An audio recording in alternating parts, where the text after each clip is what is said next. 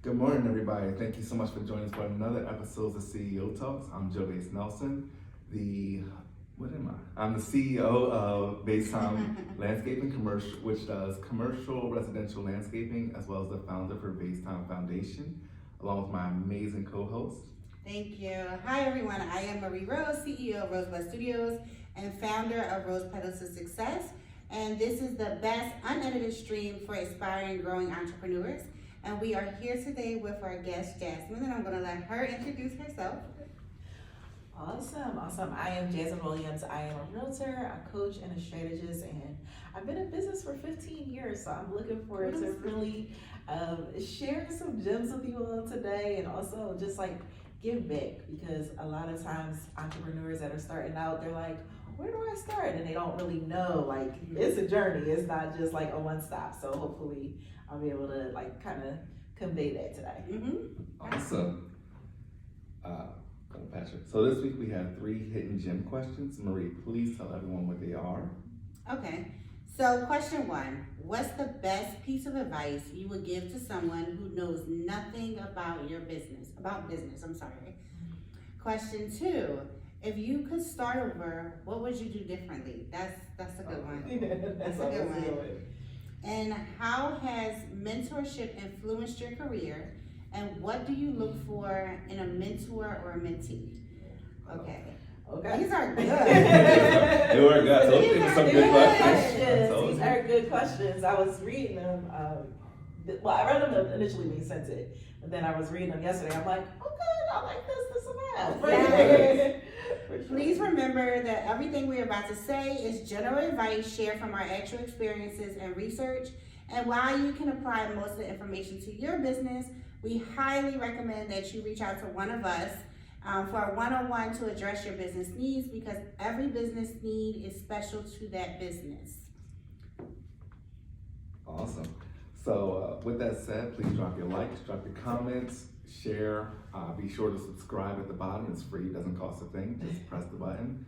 Also, we encourage you to drop your questions in the comment section below. We'll answer them throughout the week.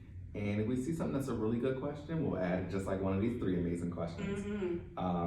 With that being said, let's boss up. Let's go a little bit. Let's have some fun and answer some of these questions.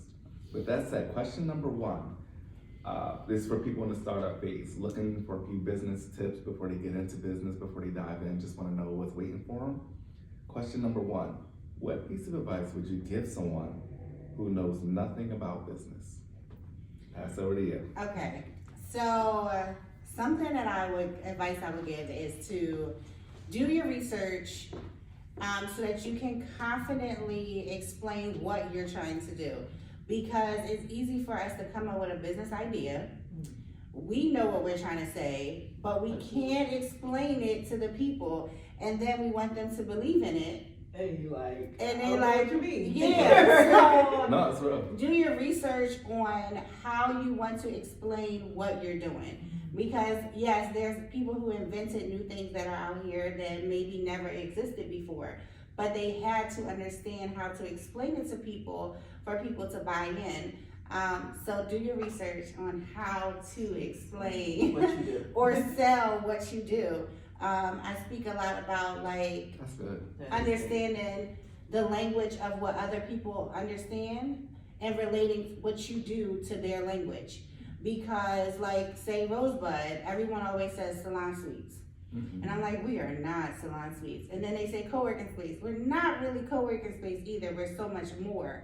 But I learned to adapt to that language and then explain, yes, like that, but. Right. So that I can use their language to paint a picture, but then add in the additional so that they can understand what I do.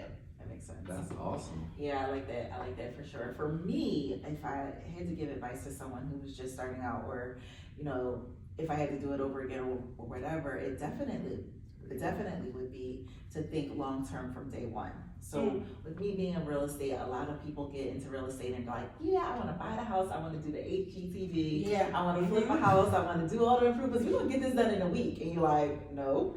But what happens is that we think short term. So short term investing is that flip, right? Mhm. Long term investing is holding on to a property, you know, not only being able to hold on to the property for appreciation and making sure that you're building your wealth, but also getting the cash flow off of the property. Mhm. People think, oh, well, I just want that lump sum, that $40,000, $60,000, $80,000 that comes off the one property. But it really could be even more if you think about it when you hold on to it and you have now wealth. You know, I think about in my early days of having properties and you know, selling them and things like that. Those same properties are selling for double now. Had I had, even as a realtor, held on to it. So I want new entrepreneurs, you know, those that are just getting into the game, not even real estate, just think long term. Don't necessarily just think about what your business looks like today. Really think about what it can look like, you know, years from now, right? Yeah. Put that 5-year strategy in place, because a lot of people don't necessarily think that way. They're just like, oh no, I'm just going, you know, sell these cookies today. Well, what does it look like when you take your cookies online and be able to ship them around the world? Like, what, you know, what does that look like? And I think that if we thought about that, then we can actually build stability in our businesses versus just kind of like that quick thing, and then we're not around for a long time. Yeah, that's such a good point. That's such a good point. My approach was one of mentorship and networking. So it's kind of like, I can't separate the two almost, because I feel like they're one and two, they go the same. But finding a good mentor in the beginning, opposed to finding one down the end, can save you a lot of time. It can save you a lot of heartache. It can help you do the proper steps, like you were saying, thinking long term. It can help you with a lot of what you were saying as far as how to do a proper pitch and things like that, and get you in rooms that you otherwise couldn't get in by yourself. And I think that coincides with networking, because of going into the right rooms and being in the right rooms and being in the right situations. Sometimes your work can be phenomenal, but if no one knows about it, if no one gives you the opportunities, that sometimes people can just, oh, I know this person, they can help you with that, and then boom, it's open for you. And your work can be amazing. By the time you really get to the point where you're comfortable in your work, you're probably frustrated because you're like, I'm doing all this amazing stuff. No one knows about it. No one sees it. No one's giving me the opportunity. So I think I probably squandered probably the first 3-4 years of business just not networking, just going like, I'm just going to be the best at what I'm doing, and never even thought about how important networking was. Hide from the business. Hiding from the business. Because you know what we're always taught, you do the work, you do good at what you're doing, you're going to be rewarded through your hard work. You're going to be rewarded through how good your work is. And it's like, unfortunately, people that has a 9-to-5 way of thinking, as a business owner, as a CEO, it's not the way it works. I mean, you have to get in the rooms, you have to network, you have to shake hands, you gotta shake off that, what's it called? The ego. The ego. You and I have it. You're basically being in a shell. You're basically like that introvert. You gotta shake off that introvertness. Thank you. You gotta shake off being an introvert and get into those rooms and just come out in another personality type, if you will. So networking and mentorship for me is like one of the things that I would recommend from the start. How did you know? Because I know you was. I know you was. So I got something to say about that too, because I think, well, go. So for me, you said mentorship, but I'm just thinking of that new business owner who is trying to seek a mentor, but that mentor says you're too young in the business. Oh, yeah. You could be frustrated. Because if you can't explain to the mentor, a mentor is someone who's been in the business for a while, right? So here I go, talking to you. I never met you for real. And I'm saying, okay, this is what I want to do. Blah, blah, blah, blah, blah. Because at this point, I don't know how to pitch, right? So I'm giving them this long rundown. They've already checked out 4 times. True. And then they refer me to someone else, because that means they just getting me away from them at the moment. So finding that mentor in the beginning may really be hard if you still don't know how to shorten that pitch and explain what you're looking for a mentor for. I mean, I've been there where it took me a while of explaining who I was or what I needed to do, like standing in front of Grow with Snow. How many times did she just say, go do it? And then every time that you did it, your pitch got shorter and shorter because you realized you were reading the room and you can't take that moment back. And that's why I said networking and mentoring. Because you have to network first, and the right mentor is going to see you in that room and in that space and say, come here, let me coach you, let me work with you. It may not give you that one-on-one time that you're looking for, but they're going to say, go do it. Yeah. Hey, go talk to this person. And it feels like you're getting passed around, but what you're getting is experience. And that's the value of networking, but they're working with you through that process. But great point. Yeah, and also knowing how to leverage your network, right? Because a lot of people are in the rooms, they're in, like a Grow a Snow or, something like that, but they don't really know how to utilize it. They're not following up. Yeah. They're just kind of just showing up and they're there and they're the life of the party. They're making the connections, shaking the hands, but not necessarily the follow-up. The fortune is in the follow-up. And when you think about the success, it really does leave clues, right? So you need to be able to be of service to the folks that you may not necessarily want to, have the money. You're starting up, you don't have any money, right? Yeah. A high level mentor is going to be a nice size investment that you may not have at that time. But what can you do? Can you be of service? There's so many. One of my very first mentees is Derek Boone, and he is huge, right? He's an investor now. He's been doing this for a long time. But Derek started as a realtor. He got his license. He took the test. I think it was either 16 or 19 times, real estate exam. And he kept on saying, I'm going to take this exam. When I pass it, I'm going to call you. And I'm like, okay. This is us in the DMs on Instagram. And I had been in business at that time. That was probably like maybe about 8 years. Been in business. And he kept on saying, and I was like, okay, when you pass, just call me. And so then he passed. And to be honest, I was like, Derek, I don't have time now. Like, this is crazy. All right, I'm gonna get with you. And so finally, he kept seeing in my stories that I like to go have breakfast at the breakfast boutique. I love that. So he's like, yo, you going to breakfast boutique today? And I'm like, yeah, because at that time it was close by, and I was like, yeah, I used to, at least 2-3 mornings a week I would go. He's like, all right, I'm gonna meet you over there. He got me. He bought me breakfast. And the rest was history. He closed, 40 or 50 deals that year just because he was persistent. Yeah. He knew that I was the person at that time to be able to help him get to where he wanted to be. And it was able to leverage into even more. Yeah. So you have to think about, not necessarily just the leverage and just the network, but also knowing how to pivot in that space to make sure that it's working for you and be of service. Yeah. For sure. I love it. No, I'm good. All right. So we're new with the microphone this week. So we're doing audio check and everything. Question number 2 is for people who are new to business. Just started your business. Congratulations. You're looking for some information on how to get ahead of the curve. Just got the EIN. Just cut the ribbon. Congratulations to Miss Marie Rose, who just cut her ribbon the other day on this new spectacular building. But the question is, if you could start over, what would you do differently? Okay. Speaking on pivot. So, yeah, I did pivot too. No, I just said pivot.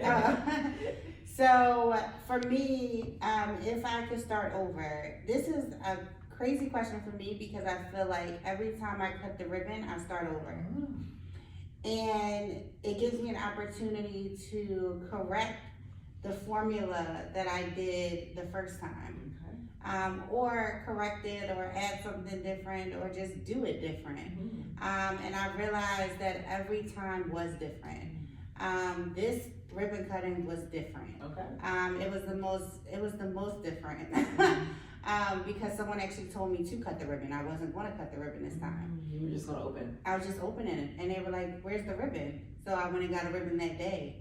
Okay, I see. So it was just, if I could do it over from the beginning, I would say build relationships, be a student from the beginning, not just go in as, okay, this is what I got, let's see how we're gonna make the money. No, actually go in and not follow the people who are popular, follow the people who are doing the work that you don't see as much.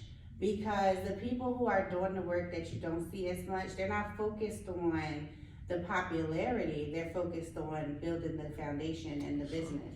And I had to learn that through business. I had to learn that because there's a lot of people who are popular, but there's a lot of people that people know that are not showing up all the time on your phone or your social media.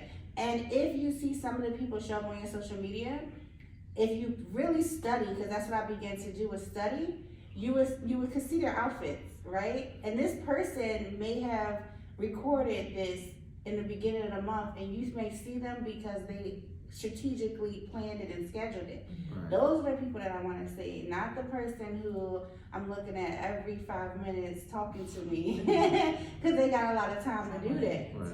You know, so Yeah, that's just to talk about content creation. That's but go. No, that's, you say you hit it all perfect. I'm sitting there like, yep. yeah. So a lot of times our phones listen to our conversations, right? And it's showing us what we talk about, what it thinks that we need to see. But a lot of times it's those people who are running those ads to pop up in our phone. But those are not the people. A lot of those people are our clients. Mm-hmm. A lot of those people are reaching out to the people that we should be speaking to, and they are their clients, or they're asking us for advice. Mm-hmm. So stop following who you think is popular. love that. Because that's probably 3% of the people who are actually doing the work. The other 97% are really out here doing it, but you don't see them. And those are people that's not going to charge your arm and a leg, honestly, to work with them. And they're, like you said, those are the ones you need to pay attention to. They're showing you their routine, right? Those are the places that you need to be. I hate can I take you to breakfast? Can I take you to lunch? Coffee. Yeah, the brain picking. I don't want that, because no, you can't pick my brain, because you should know intentionally what you want from me, and what can you do with this information. And that took me a long time to figure it out. I always wanted to sit with somebody and just be in their presence, but no, I need to know how can I get from you and give to you. Yes. And I was in a meeting today. I'm just gonna say this. I was in a meeting today, and I went on my phone and researched how can Rosebud Studios work with such company, and how could we benefit both from this relationship. And I had my phone in chat and everything. I was gonna say that's like a chat move to me. It was, and it gave me a list of ways that we could collaborate, because I wanted to be intentional when I went up to the front to speak to these people of what I wanted to offer them at that point. I didn't want to just say, hey, this is what I do. Right. No, I wanted to tell them how. What the partnership could look yes, how could the partnership What work? value you can bring to them. Yes, and so that they will remember. But I love what you said about the follow-up, because I could do that all day, but if I don't send a follow-up email, a follow-up call, they don't forgot about me, because there was 50 people in the room. Right. Yeah.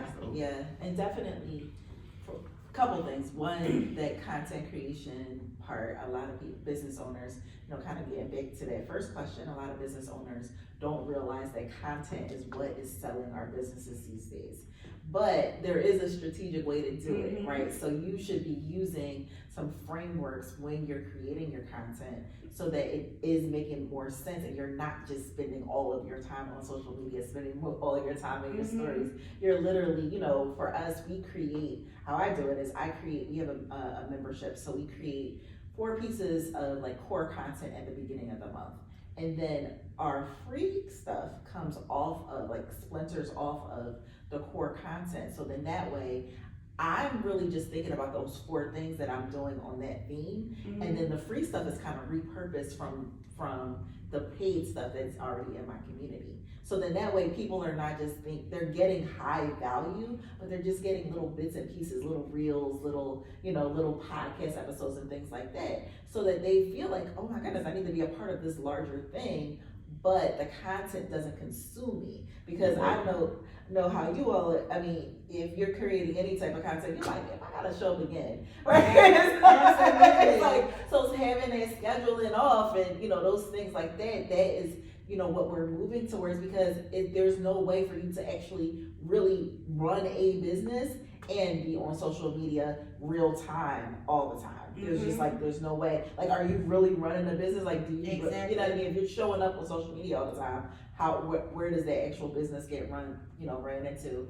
And so we definitely, we leverage that, and that comes to my point of, like, when you think about what I would come back and, tell somebody if I was starting a business today or whatever, I would say that I would think bigger, faster, right? Because think bigger, faster, and go deeper into what the business really is. I think that a lot of people start businesses and they're on the surface. So it's not necessarily like, okay, this is just what I can do. It goes into like that long-term thinking, but that bigger is, okay, building an ecosystem around yourself. Me being a realtor is just like, okay, what I found that even at the height of, you know, one of the peaks of my business was when we started implementing credit repair in our business. And the reason why is because we were getting so many inquiries. Hey, I want to be a home buyer. I want to be a home buyer. Okay. What's going on with your credit? Oh, I messed up, got a Comcast bill and things like that. Me like outsourcing that to other folks, I didn't have control of my lead anymore. So that means that now I have to wait for Sue's credit repair to finish, and then if I didn't do the follow-up, or if I didn't have a CRM, or if I didn't have, you know, all of those items in place, then now when your credit is done, and you probably forgot about me because it took 6 months to get it done, even though I referred you and you had the conversation, you're not really thinking about me. So when we bought it in-house, we saw that the retention was a lot higher, and we were able to turn that person into a home buyer within 6 months, simply because now not only am I giving you credit repair or actually doing that piece for you, but I'm teaching you financial literacy so that you know how to manage your money, so that you don't get back into that situation ever again. And it just comes from just some tweaks, right? Learning how to budget, learning how to manage your money and plan out. So then that way you're not thinking like, okay, I got my credit repaired, I bought this house, and then it's back into the dumps, you know, a couple months later. You know, so we were looking at the longevity, we were looking at the client cycle, and we were like, we need to be able to be at the beginning, because people truly don't know how to get started. And that coaching and that mentorship in the beginning, even if it were just free information, was gonna be able to help them be able to get to the next level. And not fold or foreclose. Yeah, absolutely. So that's major. That's awesome that you were able to bring it back home to them. For me, I think it was, what was the question? I'm listening to you guys. I always get blown away by you two. I'm like, whoever's here, I'm just sitting there like, what? That's good. Then you can do it over. If I could do it over, what would I do different? I think I would be more patient. Everything I was doing was kind of like full steam, like, because it was like my side hustle at the time. So I only had X number of hours that I could delegate to it, and it wasn't my prime hours of productivity. So everything I was doing, I would come home from work, I would, hey, here's my wife, here's my kid, and boom, boom, boom, and it's like, all right, I gotta get to it. And then I was just running, and I had to go knock out this project, set up this project, stage this thing. Or I was staging it throughout the day, like on my work breaks. So everything I was doing was like full speed. Everything was just like full steam ahead and just not really using my time wisely, when I should have been a lot more receptive to help, which is something that we don't learn in the beginning. We don't realize that we need help and how to utilize help, and to be patient with the process. I wanted it yesterday. So everything I was doing was full steam ahead. Don't worry about it, I'll ask for help. If I can't get the help, all right, don't worry about it, figure it out myself, I'll do it. And I still have that actually with me to this day to a degree, where it's like, all right, cool, don't worry about it, I'll do it myself. And instead of just being, let me get the help I need, let me ask for the help I need. People don't move at the same speed that I move, and give it the people their time, their space to be their productive selves. Like, if you call me, I'm right back. If you text me, I'm right back. Everybody's not like that. Everybody isn't, you know, they don't have their days scheduled the way that I do. So a lot of times I don't get overwhelmed too much. So it's like, if I text somebody, I need to be patient with them. I need to understand that they may be busier than I am at that moment. If I'm asking for someone to go over and look at this snowstorm that we just had, and I'm scheduling stuff out, and issues are occurring, and I'm sending out messages, like people have other jobs, people have other families, and it's like, and I'm waiting on them to respond to me so that I can put this thing together. And it's like, I just have to be more patient. I have to be more receptive to help. So that's one of the things I wish I would have learned. And I'm actually better at it now than I was in the beginning. Before, I was just cutting people off. Like, all right, you can't do what I need you to do. You need to cut. I need to cut. I need to get somebody else. And it was just like, I probably ran through so many good people doing that. And I know that now, because it's like, you just need to have that patience. So I guess my advice to somebody that's new starting out the business, be patient, because people are all like kind of growing at their own speed, and you can be cutting a lot of good people off instead of being patient with them and letting them develop at the same time in which you're developing. Don't take everything personal. One of of the things, just to add to that for sure, if I had to, just kind of giving advice to that new entrepreneur as well, is to hire faster, right? We don't delegate, right? So as new entrepreneurs, we're just like, we're gonna do it all. I gotta wear all the hats and things like that, and that leads to burnout. It leads to overwhelm. It leads to you quitting. Like all of the things. And so, if I had to do it, because I experienced burnout, a couple of years ago, actually, not that much longer, maybe about 6-7 years ago, and I was just like, I can't do this anymore, and all the things, and it was just like, wait a minute, if you would delegate some of the things, and not even just your business, right? So things at home, right? So now we have a housekeeper, like someone that comes and be able to help do that. We do meal prep. Some of the things that I can be able to delegate out makes life a little bit easier, because I am a single mom, I'm running this business, I'm an investor, I have people that I mentor or that I coach. So that's a whole nother, aspect. So really just learning how to delegate so that I'm not feeling like I'm pulled every which way. It was just like, no. And I remember I was sitting with her and telling her like, I'm feeling overwhelmed and things like that. And she had me write this thing down, which you can use. It's called 4 Ds, right? So the 4 Ds are do, delegate, drop, or delay. Right. Yep. And so if you put those things into that long list that you have and you start putting them into the different sections, then now you're like, oh my goodness, okay, this isn't so bad. It becomes easy. And so but delegate is the biggest thing, especially, no offense, but I've learned. Men delegate better than women do. Men are usually able to like, I need help. Women are like, I can just do everything. I can do it better than anybody else can, and they usually just don't delegate. But we have, as women, we need to be able to delegate so that we can get things done, for sure. I was gonna say, one thing I've mastered was delegation. I would pass something off in a heartbeat. Right? But no, you're right though. But in business, it was kind of the opposite, because you hold on to everything. I can wear that. Ego comes in with males.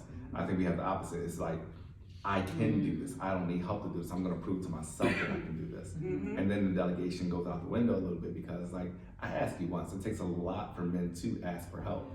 So when we don't get it on the first time, it's like, see, this is why I don't ask people. And then the whole time the person's like, hold on, man, I was just putting this box down. I was like, but at that time you done that. Now your ego's out there, you didn't embarrass yourself, but like, man, I'm not asking somebody for help. I can do this. I can do this. And I had to relearn and rethink that. And like I said, those 4 Ds absolutely work.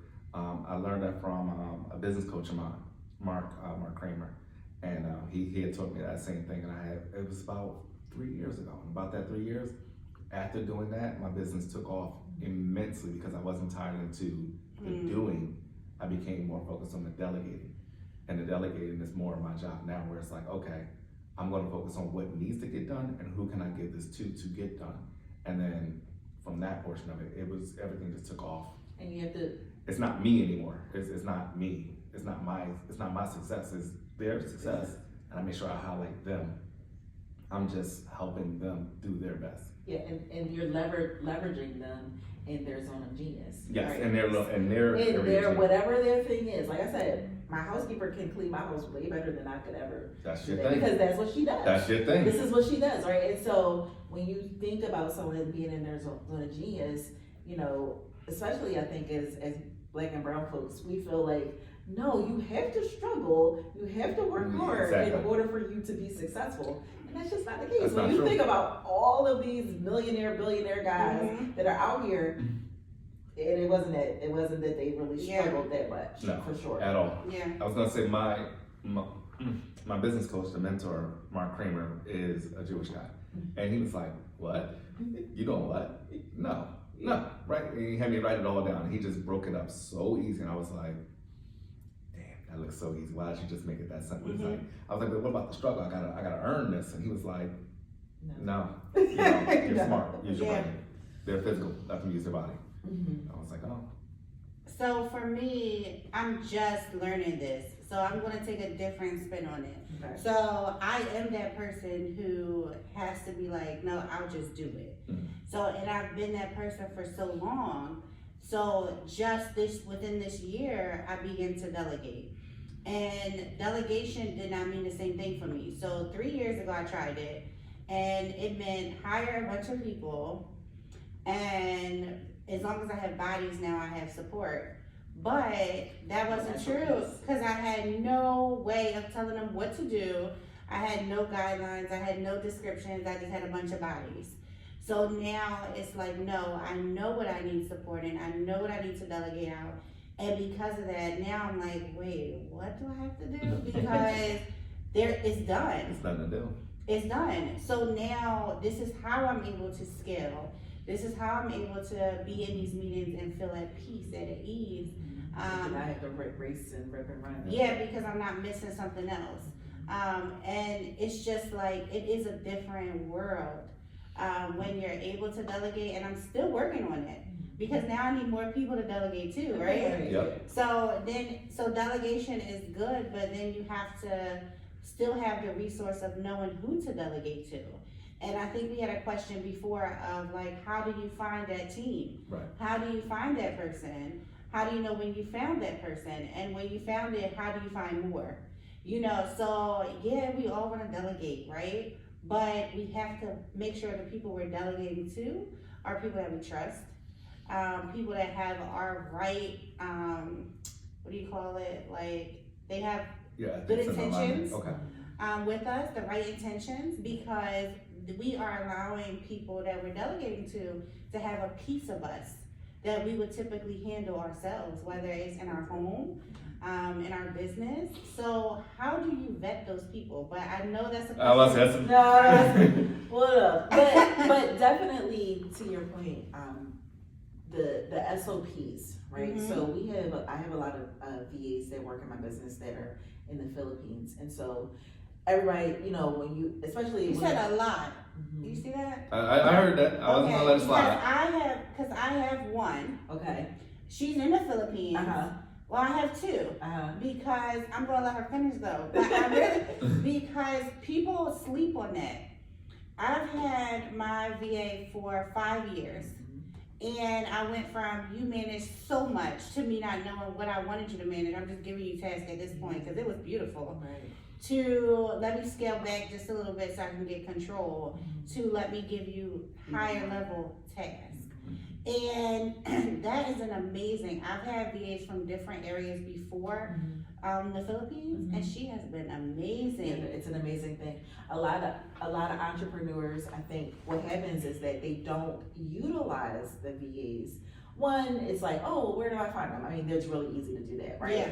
But what I feel like that happens is that they don't have the SOPs, like kind of what you were talking about. So those standard operating procedures in their business to be able to give it to someone to delegate, right? So if you walk into a Chick-fil-A or McDonald's, they all run the same, right? Because they have SOPs, they have manuals, they have things like, this is how we place the burger on the bun, you know, things like that. That's the way your business needs to operate in order for you to truly scale, right? Because there needs to be a thing that's in place, a document, something that's living and working and, you know, all of the things that you're able to like literally say, hey, this is how we do things, where it always gets done this way. Can you go ahead and just execute on this? And that's what I found the most success with VAs. People say, oh, I tried a VA, I can't do it. That's because your business is probably not, no SOP, it's not organized. And I never forget a really, really good girlfriend of mine. She opened up a food truck, and you know, I'm an early riser, so she texted, she knows I'm an early riser. She texted me and was like, you know, I was like, hey, how's it going? I know you opened up the food truck, I gotta get down there, you know, all the things. You know, and so we're talking, and she's like, I'm just overwhelmed and all this. I'm like, well, okay, well, what can I help you with? And so I said, and so then she was like, well, I don't know. So then I prayed on it, and then the next morning, I texted her again. I said, hey, listen, I'm gonna take off tomorrow just to give you like a full day. This is someone who's been in business for, at that point, 13 years. I have a lot of skills, and my good girlfriend who trusts me with pretty much her life, right, couldn't figure out what she needed me to do. And that is because she was so overwhelmed. I was like, well, okay, how are you promoting the business? well, I gotta create the content and, the things like that. I'm like, well, can I do some flyers? I mean, just go into Canva and just well, I don't know, cause I don't have the menu together. Like, Oh, you wow. see what I'm saying? So it's like, No SOP. no basis, because she just was so in control. So she was up working 24 hours. She's cooking, she's creating the menus, she's creating this and things like that. And like, yes, in the beginning you feel like you have to do it, but you don't if you have VAs. Yeah. Because if you do, if you may have a VA that's one of the VAs on our team is just graphics, right? So now anything that goes out is branded to our brand. So then that way she already has the color scheme, she has all of the things. It's just like, hey, I need a graphic that depicts this, or I need a flyer that does this. Can you put it together? We put it, we're talking in Slack, it's done. And now all I'm doing is just having to do is show up and explain what it is, right? If I'm doing content for, like I said, our community, or even slideshows and presentations and things like that, all I'm giving her is that outline. She's putting that together. Imagine just being able to have your thoughts. I sent her a voice note. She's like, okay. And she just go ahead and she got it. And she can just go ahead and start spitting stuff out. Whereas when you are trying to hold on to every little piece, only I can do. No, it's not only you. Because I bet my graphic person is way better at graphics than I could ever be, right? And so you just have to, one, let it go, but also have processes in your business. And also I find that entrepreneurs don't measure their KPIs. So they don't measure those key performance indicators because they're just like, I don't know if my business is making money or not, right? And if you can't measure anything that you don't track. So if you don't track, like, okay, this month we're making here, it's coming from here, this lead came from this place, then we don't know where to emphasize more money, funds, resources in order for we just to do that part so that we can go ahead and leverage it more. I'm smiling because I'm like, on one hand, it's like, I want to keep going with this, but I'm like, all right, we gotta move. But it's like the part of the delegation that I have held on to is the finances, because that's where I can see and I can measure everything. And that's the reason why it's like I've delegated everything but the finances. And that's for that reason, because now I can actually see that's working, that's not working, change that, fix that. All right. This question is for our established business owners, those who are looking for innovative ways to scale in business. And again, you are the reason that we are here. We're here because of you. In a lot of ways, you've inspired us in the past and in the present. So hopefully we can reignite something in you to keep you going. With that said, how has mentorship influenced your career? It's almost like 3 questions. How has mentorship influenced your career, and what do you look for in a mentor or mentoree? That is 3 questions. That's what I said. I looked at it like, wait, that's like 3 questions. Yeah, but I'm gonna make it one so that we can. All right. So, okay. So for a mentor, how has the mentorship influenced your career? For mentorship, I will say I was on a search for a mentor for so long because I didn't know what a mentor was. I was looking for someone to give me 1, 2, 3. And how I got into business was somebody saying they were a mentor and giving 1, 2, 3 of all the wrong info because they were selling it. And I thought that's what mentors were because of that experience. So as I kept seeking mentors, I realized, let me not seek a mentor because I want to have blinders on and focus on my business, because I don't want it to be a cookie cutter business to so many other people. Sure. When a mentor is actually a person who brings the best out of you and helps you put your ideas and the best insight in your ideas into fruition so that you can grow your unique business. They see something in you, a good mentor that you can't see and pull out of yourself. And so I didn't find that until maybe, I guess, a year and a half ago. Okay. And the transition that I did in that year and a half has been like, I can't even say a 360 because it was beyond that. Okay. And it wasn't until I connected, like it's something that you find and you know when you find, but you don't really know until you look back And you're like, and you're like, that was oh, it. I wow. accomplished all that. Yeah, so, and it was due to me just taking a chance and stepping into this place and realizing I needed to serve. I can't go into a situation or meet someone looking to just get from them and buy into them, because that's not what mentors want. Mentors want you to have a presence and serve. And that's how you, once you realize and respect that person's position, you will serve automatically. And in addition, they will actually be grooming you to be in the position that you need to be, so that people will see you in the same way that you see them. That's So- funny. So that's what I feel like in regards to how did a mentor influence my career. In regards to a mentee, so I had mentees throughout business, and I found out what I liked and what I didn't like. And I found out I had to be ready to have a mentee, because when you're so passionate about something, you have to understand that you can do the work, but you can't do the work for them. You can want them to succeed, but you can't want it more than them. And being able to walk away because, or put that on hold because you see that you want it more than them is hard to do, but it's what you have to do. Because now it became a job. And that's not what you're in this for. You're in here to bring the best out of somebody as someone has done for you. So if that person is not ready to see it, that person is not ready for you to mentor them.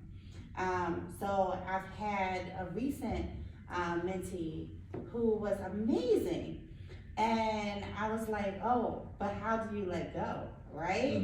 So then you get these amazing mentees where they did everything you said. You know, they did everything you saw that they could do. They are flourishing. And you're like, okay, now it's time for you to fly. But I don't really want to let you fly. But okay, can I fly with you? You know, so being able to know where they reached that point, and you will be a support, but it's time for them to graduate to another mentor, or be able to share that mentee with another person to help them get to that next level, and just be a support in that way. And I feel like my mentor did that for me. Being able to allow me to let go a little bit, so that somebody else can instill different things into me to help me go to the next level.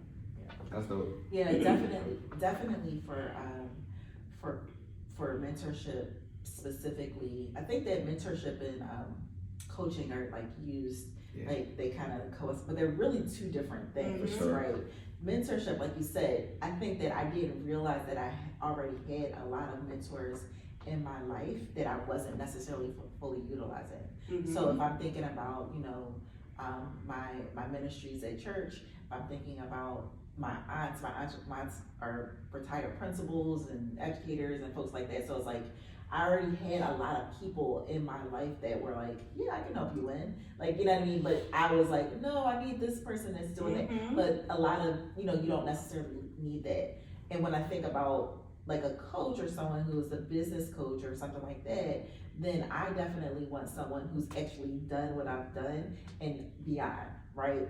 Not someone who's just coaching on theory, all of these like little, oh yeah, this is a hack and all. No, I want a mentor that, you know, that has, you know, these things that have happened, and they're able to really go ahead and be transparent about both the wins and the losses that could possibly happen, and so that we can go ahead and kind of safeguard me against that. So when I think about, you know, what that mentorship looks like, I definitely want someone who's way beyond theory, right? And as far as the mentees, for sure, is action takers. So like you said, you cannot just do the work for someone, especially in real estate, especially in, you know, even building a real estate business like a realtor or something like that. There's been so many people that, oh, I got my real estate license, or, oh, you know, I want to, you know, be a realtor and things like that. I'm like, okay, well, what's your marketing strategy? I'm just gonna post on Instagram. That's not it, right? And so if you're going to subscribe to that, you know, I can give you a little bit, but what I found is that especially DMs are like the thing, right? So people are always asking advice and things like that. What I found is that people don't take action. So as a mentor, you feel defeated because you're like, well, girl, last month, I told you to do da da da da, and you didn't, and now you're coming back. I don't know what I should do. Did you do what I told you to do before? Or like, it's like, people don't necessarily. They want to do what they want to do, but they still want your input. And it's just like, I don't have time for this. Like, I literally don't have the time. Because it's therapy at this point. Right. Yes. And that was my third point. Get the therapist, right? Because a lot of times in business, you may be holding yourself back because you have some things that you need to work on that don't have anything to do with the business that you're in. Mm-hmm. You need to speak to someone outside of your girlfriend that is able to help you, and it usually is a therapist. So that would be my thing for sure, to seek a therapist, seek a spiritual leader, and seek a mentor that can be able to help you. So, I heard you guys when you were saying that, and it kind of made me think for a second. It was like my first mentor, rather, I didn't even know it, was kind of more like grooming me more than anything, to kind of be like, they kind of wanted to box me into a place where I was kind of like a sub worker. I was like a sub for them, like a sub worker for them. So they were doing everything, they were teaching me everything that they wanted me to do, so that the work they didn't want to do, they kind of doubled down to me. But they weren't really developing me. They were developing me as a worker, but not as a business owner, not as a CEO, not as a boss, and that's what I wanted to become. I didn't want to be a worker, I wanted to be a boss. And when I kind of like got whiff of it, like, okay, I got to do something different here, I got to figure out something else. I was able to find a mentor coach who actually was like speaking to me as an individual. They got to know me, they got to see like, oh, you have a lot going on in your head, you're very creative, you have a lot of different things. We got to figure out a way to pull all that stuff out and utilize your skills and put you in the best position possible so that you can't work in your business, you have to work on your business. Let's develop those SOPs, let's develop those KPIs. Do you know what RFP is? And he taught me all of those things because he's a serial entrepreneur. And through his working with him, it was like I learned so much about the networking and being in the right rooms and having a presence in the rooms. Even though you don't really want to, you have to. Like command your space, command your rooms, command those different things. And it's like that attention that you need, or that person that you're trying to connect with, will come to you because they'll see a presence in you. So he taught me a lot about mannerisms and coaching and SOPs and development and delegating and different things like that. How to work on my business opposed to working in my business. And it was like, that was amazing for me. So I thank him a lot. Mark Kramer, it was like, he gave me the idea for Living Laws. And he knew that because he knew I did art. I'm an art major. So he took my landscaping with the art, which was what was coming around the corner, which was the Living Walls. That turned into the Living Wall thing, which turned into Moss Walls, and that's been like almost my number one thing now. So he just understood ingenuity and thinking outside the box and creativity. What I look for in a mentor is just somebody who meets me halfway, somebody who meets me where I am and then challenges me to go beyond where I'm at. I like a challenge. I like somebody to say, sometimes people try to dumb it down and baby down. It's like, hey, I'm past that point. Can we start here and then take the next steps? We can get the foundational things to say, hey, do you know about this, and this? All right, now let's skyrocket, let's keep going. All right, do you know about this? All right, I'm gonna give you some homework. Go do this, and this. All right, and then when I come back, look at me like, check it and say, all right, cool, you still want it, you still hungry. Give me something real tough. All right, you're not ready for that yet, and here's why. And just be straight up with me. So that's kind of one of the things I look for in a mentor, and I think that's why he and I have latched on to each other so long, and I'm just thankful for that. And as far as in a mentee, I'm always about niches and maximizing niches in their spaces. So it's a lot of things like crowded space, like, all right, how do I take something like landscape and make it something that's beyond landscape? I feel like I can tell somebody to do landscape, but I don't. I do a whole lot more than landscape. So it's like, how do you find your niche and your niche market and then make it something that's like, oh, that's different, that's unique.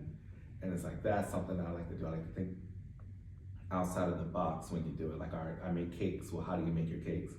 I make vegan cupcakes. I make it with, I don't use coconut water. I use this kind of water with this kind of thing. So something that just makes you special and unique in your space, that kind of says, oh, this person has a brain outside of that. I just like people that think creatively, and I like people that are willing to take different challenges and do what hasn't been done yet. So it's kind of hard in a way to kind of guide those people because it hasn't been done yet. So it's like, how do we do it? Well, we got to do the foundations. We have to put the SOPs in place to make sure that everything's working, and then say, all right, but we're gonna leave some wiggle room. Because we're gonna bring some people on board, like through my delegation, and it's like, all right, I delegated this, and this, but here's some wiggle room. Here's the basic SOP of it, but I brought you on because I want you to do something in this space that hasn't been done. If you're just gonna do what I told you to do, pointless. Right. I want you to add to it. So it's like always that creative piece at the end of anything that I bring in, and even the people I work with, it's like, I want you to do something with this that I haven't already thought of. And if you can come up with something creative and something new, then you're right for me and I'm right for you. Yeah. So I just want to do something that's groundbreaking. You know, I literally just said this earlier. I said, if a person that you bring on your team, if you have to tell them I don't want you.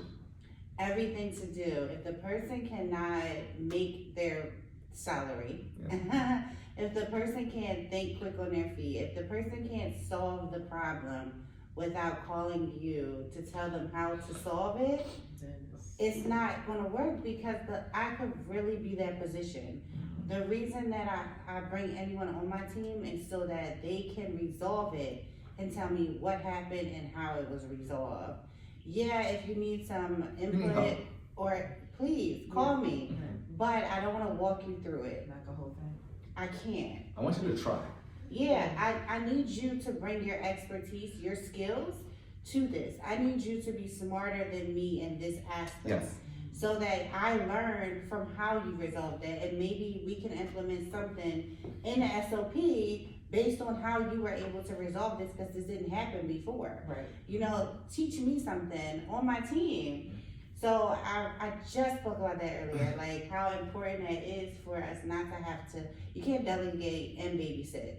I You need, can't. I And pay want, the paycheck. Yeah. 100% need creative minds around me at all times. It's just something about it. Like I said, I need you to be smarter than me at all times. I love to be in a room with it. That's why I said I'm looking at you guys and I'm just in awe all the time, and that's why I love doing this, because it's like, oh man, this is awesome. Oh, that's great. That's amazing. All right, how can I now add to that? Now it's a challenge. Now it's like, all right, I gotta bring something else too. So Something more about this. I love it. Yeah, I like that. Yeah, no, for sure. Everything that you're saying, it makes sense. It's just more of, I don't know if you've ever read the book Who Not How, which basically is like, who can you leverage in your business and not how can you do it, right? So that person has to figure out the how, not you, right? Instead of you just sitting there always, you know, having the strategy and the ideas, you hire that person that's all that they do, and that's how business grows. for sure. You know, like, understanding in business, so I never identified as a creative until like 3 years ago, because when people identified an artist, I saw an artist who draws, or an artist that creates music, right? And I realized, no, I am an artist because I can think of ideas all day long, and I need people to implement them.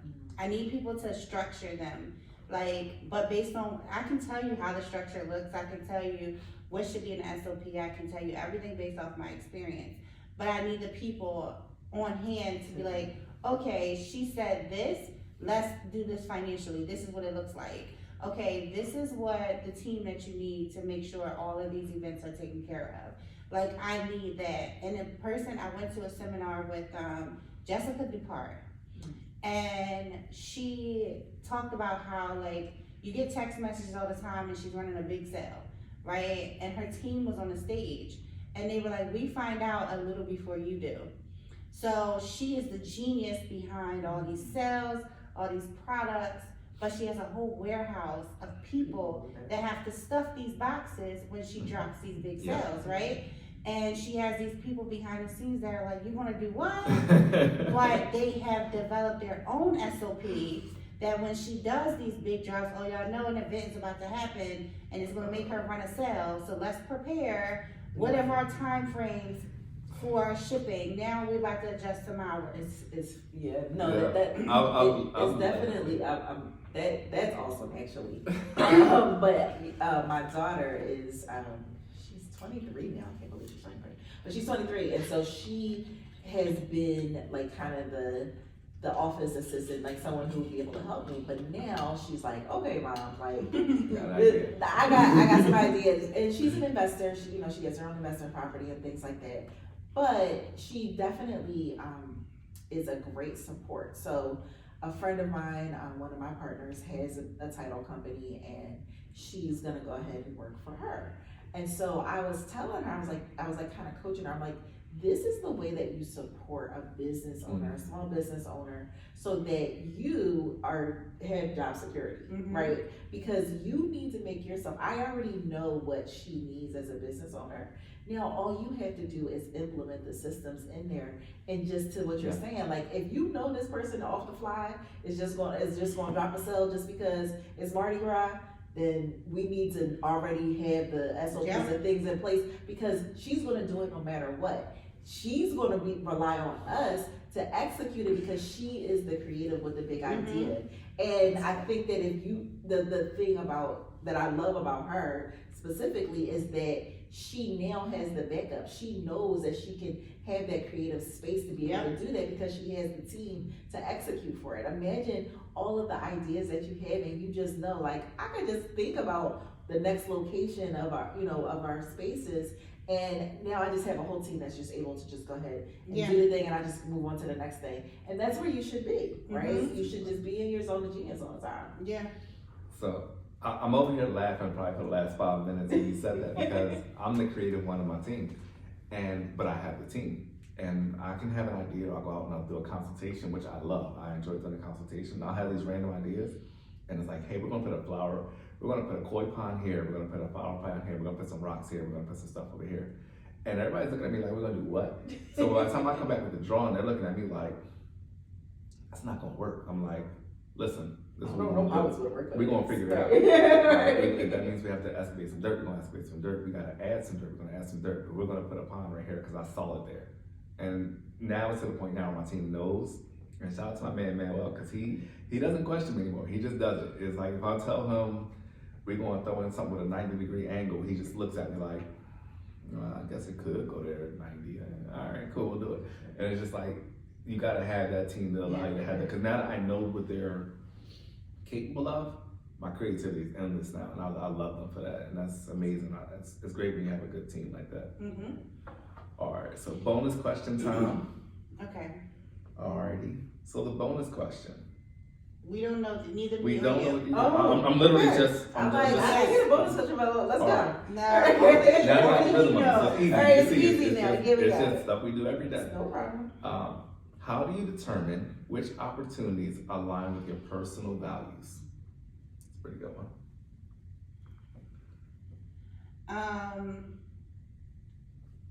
Okay. You feel good doing it, right? Because if it's anything, so I'm a risk taker, but I won't do anything I don't believe in. If I don't believe in it, I can't sell it.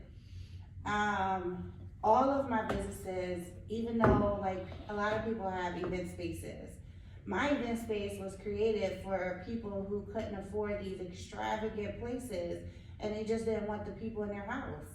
So they just needed a place that they could afford, that they could decorate, that didn't have to be diamonds from the ceiling, that they could just have a place together. So it was reasonably priced. And because it was from my heart, I never went unbooked.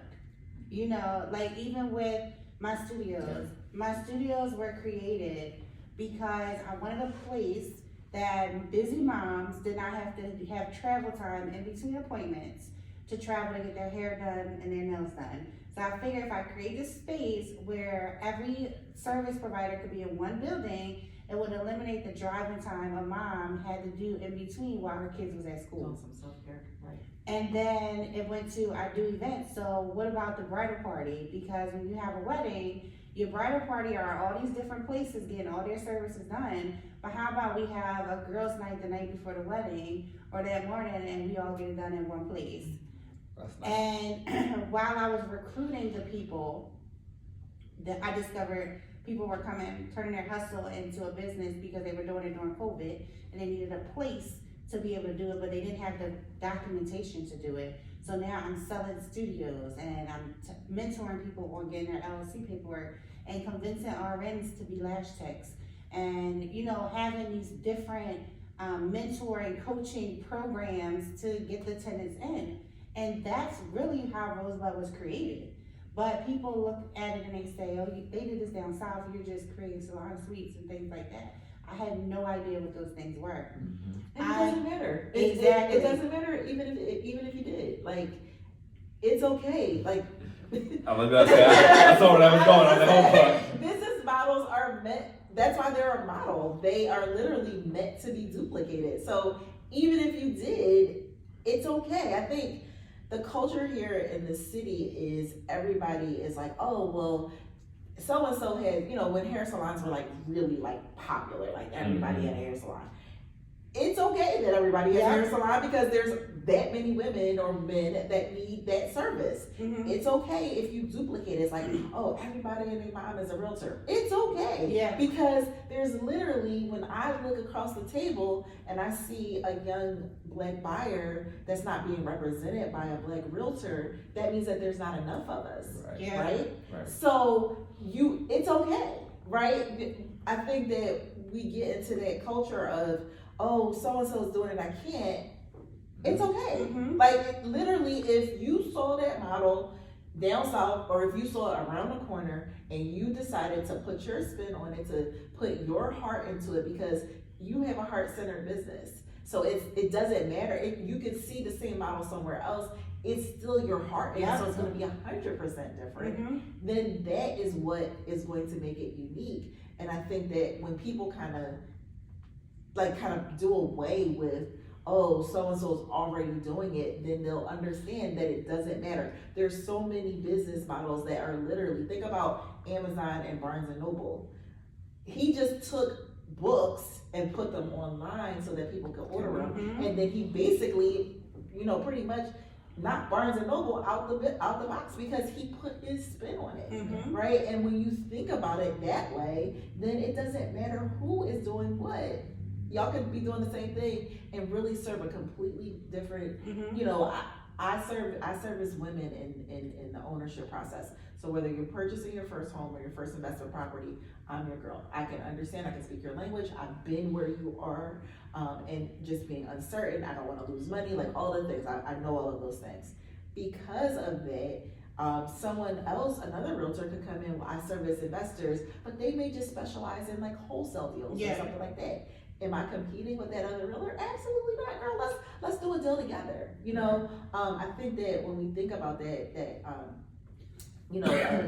working together versus competing with one another, then things can be a lot bigger. I always say this because there was like a rash of small brokerages opening. I think a lot of people are just like, I want to just go on my own. I don't want to have have a broker to answer to. But when I think about the production, I'm thinking like, it would actually be a better thing if we all did some type of collaboration, so that someone who would necessarily who's good at like the listing part may not be able to develop an agent. There's a different coach, there's a different mindset that I could literally sit here patiently and help you come up with a business and marketing plan, rather than maybe another agent or leader may be like, well, no, I can just tell you how to lead generate. Like, there's just, there's things that you come together under one hood, but who cares about that? I can't remember the original question. I actually think you kind of answered Did I answer it? I think you did. I just want to make sure I touched it. I can't even remember because I got so, people just, it's a lot. How do you determine?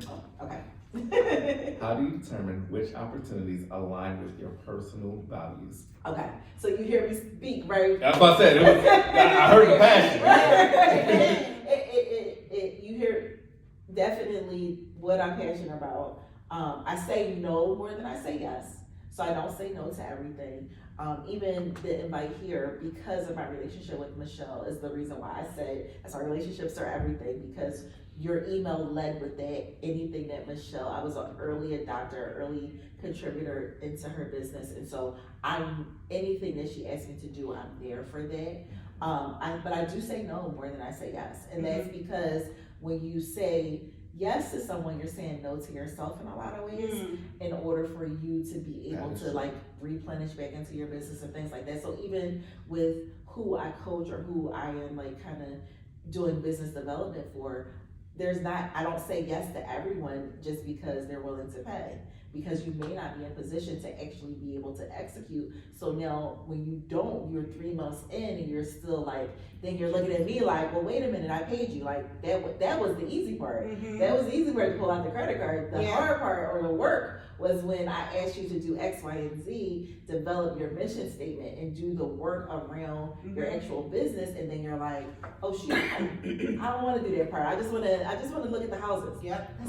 That's like the easy. That's that's the fun part. The real work is really building a foundation on your business, and that's what we do.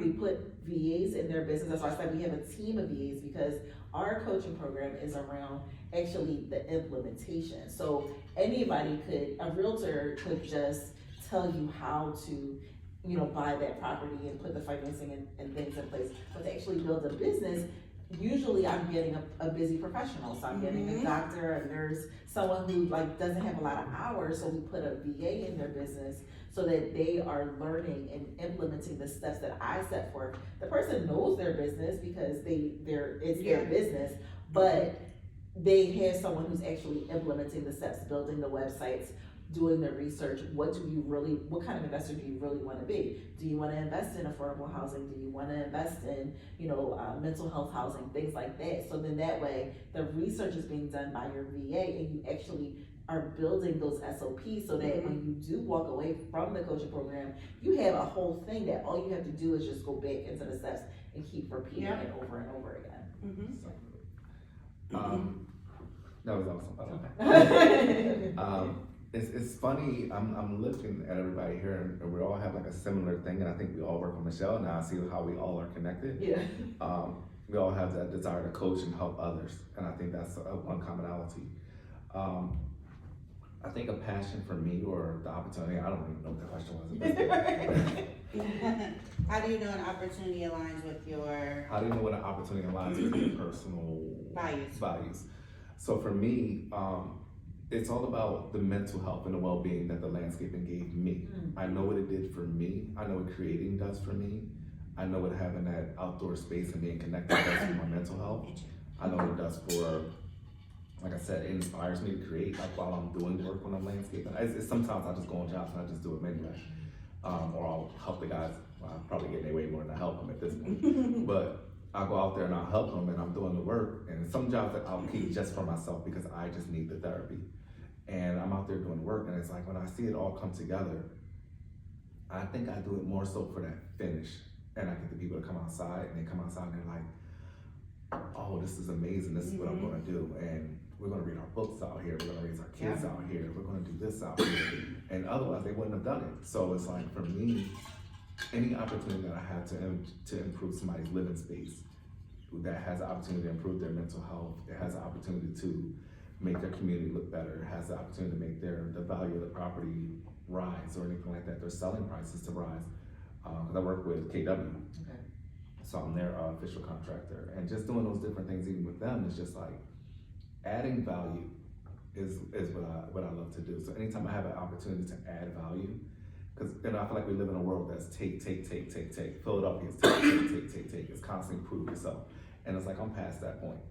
I just want to collaborate. I just want to add value. I want to just give back, and I just want to see people smile on for something that I touch. Like I can drive around the city right now, and I take my sons with me in the early days, and we do jobs, and it's like, oh, Dad, remember that job we did right there? And then they point at the city, oh, look at that city. Remember, we did that. And it's just like, yeah, that's dope. We really did do that. And you see the kids playing across that grass or kicking the soccer ball or in an area, and these are communities too. They're not always in the suburbs. Some of the jobs are, but some of them are in West Philly, some of them in North Philly. Some of the houses look like you wouldn't imagine in the front, but in the yard, it's a whole hardscape back there, plants, bushes, and gardens that we put back there inside. So I know it's behind the house. In the front, you would never think it. So, I mean, we specialize in doing it in Philadelphia to make sure that the same thing that we were able to build out in the suburbs, we're now building into the city. And we all need that peace. We all need that happiness. We all need that sanctuary. And just being able to do that and touch that from an artistic standpoint and from a mental health standpoint, that's anytime I get an opportunity, that's why we started the nonprofit based on foundation to do the stuff around the city where we're now putting up green spaces And now we're able to do it through a nonprofit standpoint, where we're able to do even more work and impact even more. Like, I'm excited just to help and see and beautify things to help people, and that's just me. I just love to help people. That's awesome. So, anybody? Yes, so before we started talking about passion, but I wanted to say, like, the way that you know it aligns is because you feel good, right? Yeah. When you see the end result. So like how it started with me mentoring other people to actually get the suites. For me to walk in any of my buildings and see their customers, see them operating their businesses, see it operating without me walking in and just being an observer, because people don't know who I am. That makes me feel good, and that makes me know that it is aligned with my passion and my values. And when you are doing something that's in alignment with your values, it attracts. It is very attractive. Your customers come to you. Yes. You don't have to consistently drive and ads and things like that. We do that in business, but honestly, when you do things from your heart, when you really put your heart into your business and you love on your business, the attraction comes, and it is, people come to you, they're attracted to you, they want to be a part of it. They want to be in your community. They want to be here, and just, even if they're not ready to be a part of it, they want to stay close and they observe it, so that one day that is a goal. So you're on somebody's vision board. You know, you're on somebody's vision board for them to be a part of one day, or for them to at least have something to look up to. So having, a lot of us, when we have our heart in our business, I feel like we put things on social media not even realizing how we're inspiring through our business. And it's not about the ads that we're running. It's just us showing up. So for someone to see where you had breakfast at, you motivated that person every day that you went there, because they're like, one day I'm gonna meet her at that place for breakfast. You know, so that's keeping someone going in their business. That's when you know that something is aligned with your values, because you don't have to do much to attract. You don't have to do much for it to operate. You don't have to do much for it to elevate. It's when you're chasing and it's not aligned, and you're trying to learn as you go, that you're learning something that's not you. Yeah, definitely for you know, that transparency. Yeah. Right? A lot of people will respond, especially to the stories and things like that. Like, you know, like we may fail an inspection or something like that. Like, we do a lot of affordable housing, so Section 8 is like a big part of our business. And so it's just like, okay, well, we did everything, but we missed the smoke detector thing, you know, whatever. And so I shared a story on Friday about us, you know, failing the inspection and what needed to happen and things like that.